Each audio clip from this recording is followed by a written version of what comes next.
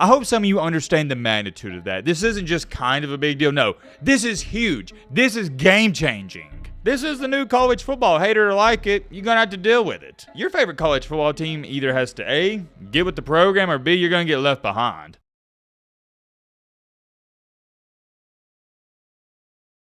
You're probably wondering, Matt, what are you doing in front of the camera? And that's a good question. I'm not going to beat around the bush. I need you to subscribe because we're trying to hit 350,000 subscribers before Christmas. Let's get back into the video. Ladies and gentlemen, boys and girls, hope all of you having a great day. If not, hope this video can make it a little bit better. Man, oh man, we got to talk about something huge. And I mean something huge that is currently ongoing in college football. I am not exaggerating when I say this. It is changing the game as we once knew it. I don't even think it's up for debate. It's not for better or for worse. No. It's for worse. For those of you who don't know, yesterday was the early National Signing Day. And like any other signing day, you had some big time flips and there was some controversy. But one of, if not the most controversial thing that was going on yesterday is why these players were flipping. We're going to talk all about that. Strap in, buckle up, get you a snack, get you a popcorn, get your favorite meal you like to eat when you watch a video, because trust me, I do the same thing, but alright, man, blah, blah, shit, crap, blah, blah, blah, blah, do. Let's get into it. First things first, this comment states, I'll sub if you buy, and he says abdominal. It's abominable snowman, helping you out a little bit. Put an Ohio State jersey on it and name him Lil Bro. I thought I made this clear when talking about the abominable snowman and putting it in the man cave for the videos. I can't get it, and I couldn't get it even if I wanted to because it's like 12 feet tall and the man cave is only 8 feet. So we can't do that, but next year we'll try to see if we can make something like that happen. Let's get to the football stuff though, and I want to clap it up a little bit to the comment section.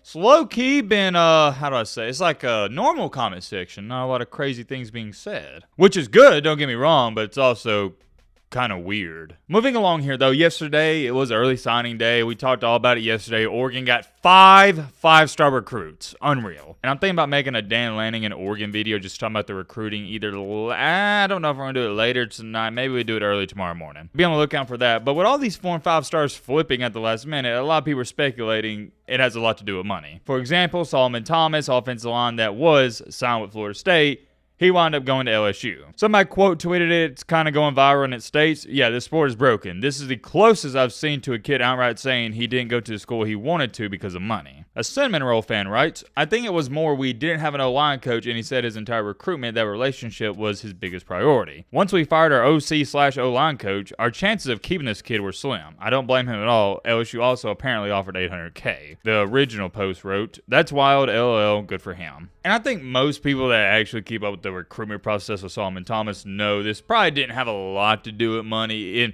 I'm not going to say it wasn't a factor at all. It might have been, but a main reason for him flipping from Florida State to LSU was Florida State fired their O-line coach. That is just one of the many examples I want to show y'all. Here is the next one that I really want y'all to take a look at. One of the biggest flips yesterday was 5-star cornerback Naeem Offord, who was originally committed to Ohio State, or my apologies, Ohio Lil Bro State. Well, he flipped to Oregon. I know what you're sitting here saying, okay, Matt, whatever, buddy. You talked about this yesterday, no big deal. But just like Lee Corso says, not so fast, my friend. News recently came out, and this is coming from Naeem Offord himself, that he has talked to Phil Knight. Why is that important? Because that's the owner of Nike. Phil Knight played a role in the recruitment process of getting Naeem Offord. I want you to think about how big of a deal that is. And Phil Knight told this young man that he was going to help him design his own shoe. I hope some of you understand the magnitude of that. This isn't just kind of a big deal. No, this is huge. This is game-changing. Growing up as a kid myself, watching LaMichael James, was that one guy? Oh yeah, DeAnthony Thomas, Marcus Mariota. Wear all them crazy cool uniforms. Dude, I think every single kid was like, oh yeah, I would love to go play for Oregon just because of the uniforms. And to go on top of that, they've always been a pretty good football team. Yeah, it's enticing. Well, now with this whole NIL stuff, you got Phil Knight talking to kids and 5-star recruits saying, hey, I'll let you design your own shoe. This is next level. What's that saying? Look good, feel good, play good? That's Oregon's mentality, and that's been their mantra for years. They've kind of toned back a little bit on the uniforms. I remember in the early 2010s when they were wearing all those breast cancer awareness ones. Dude, as a kid, I can't tell you enough how much I love seeing those. As a kid who grew up in Alabama, I even thought about, man, one day it'd be awesome to go play football at Oregon just because of the uniforms. And I know that him getting his own shoe doesn't sound like a big deal, but trust me, it is. And also, you know they're giving him some money. They're giving him some money on. You think Naeem Offord's going to Oregon for free? Ha! That's all I'm going to say. Ha!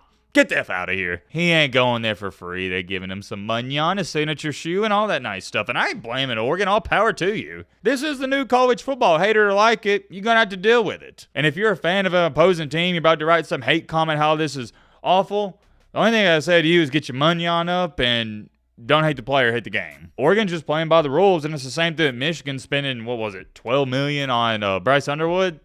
Why would you be mad at Michigan? They're just playing by the rules. Your favorite college football team either has to A, get with the program, or B, you're going to get left behind. But here's something else I want to talk about. Jakeem Stewart signed an NIL deal with USC for $2 million a year. LSU offered Jakeem Stewart, and if you don't know who this is, it really doesn't matter. Just you need to know the offering standpoint.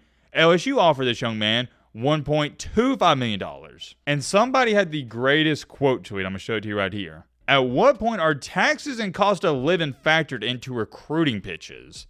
That is a great, and I mean a great point. Because think about it, $2 million in California compared to $1.25 million in LSU, or Louisiana, my apologies, isn't too much of a difference, and $1.25 million might get you farther in Louisiana. Let's not even talk about cost of living. What about just taxes alone? What's the tax rate in California? Isn't it like close to 50% or something? It's like 40, ain't it? So you're not even getting $2 million. You're getting like, we'll just say 1.1. At LSU, you're not going to get the 1.25 million, but you're going to get around, let's say give or take, 750, 800K. Well, then at that point, you'll probably be able to get a cheaper apartment at LSU than you are in California. That is a very fascinating thing to talk about. Depending where the school is located, the lower offer might not actually be the lower offer in the long run.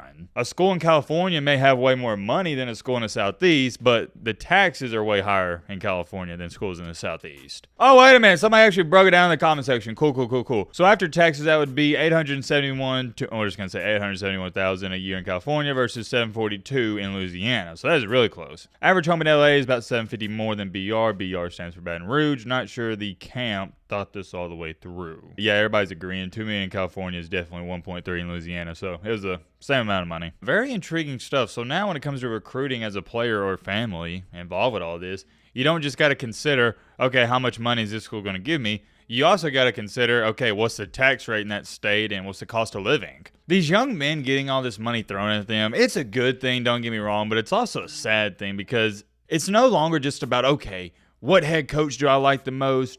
Where am I going to get developed the best? Where are we going to win the most games? No. It's not even about football anymore. It's about business, which is fine. If we were all in the same position, we'd probably be doing the same thing. But it's just a whole new mentality when you look at where you're going to go to college coming out of high school. And really the only thing to say about it is the game has changed, and it's changed a lot. Crazy times, man. Crazy times. There's many more things I could say. We'll end it off here. I'm curious. Let me know your thoughts on all this down below. But